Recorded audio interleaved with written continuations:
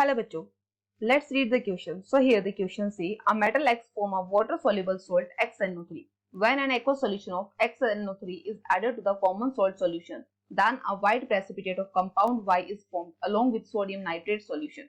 Metal X is said to the best conductor of electricity. It does not evolve hydrogen gas put in the dilute hydrochloric acid.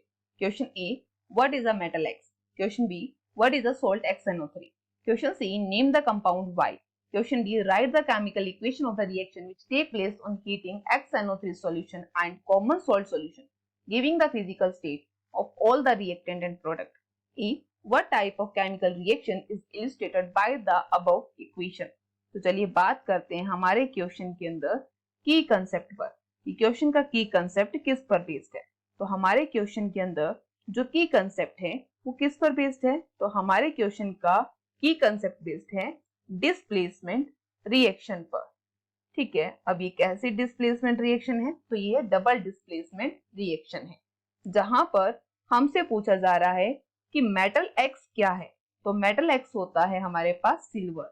अब बात करते हैं metal x के बाद पूछ लिया कि XNO3 का जो सोल्ट है वो क्या है। तो ये सोल्ट है हमारे पास AgNO3 और इसी सोल्ट का नेम क्या है?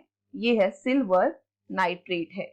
अब बात करते हैं सी के लिए कि कंपाउंड Y क्या है। कंपाउंड Y है AgCl यानी कि सिल्वर क्लोराइड है।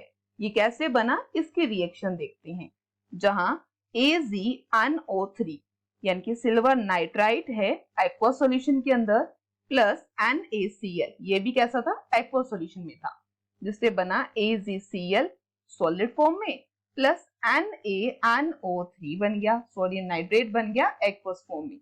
तो हमने क्या देखा? ये सॉलिड फॉर्म में जो बना है ये हमारा Y है। अब बात करते हैं D। सो D में हमें पूछा जा रहा है कि ये रिएक्शन कैसी है। देखते हैं Ag किसके साथ आ गया? Cl के साथ।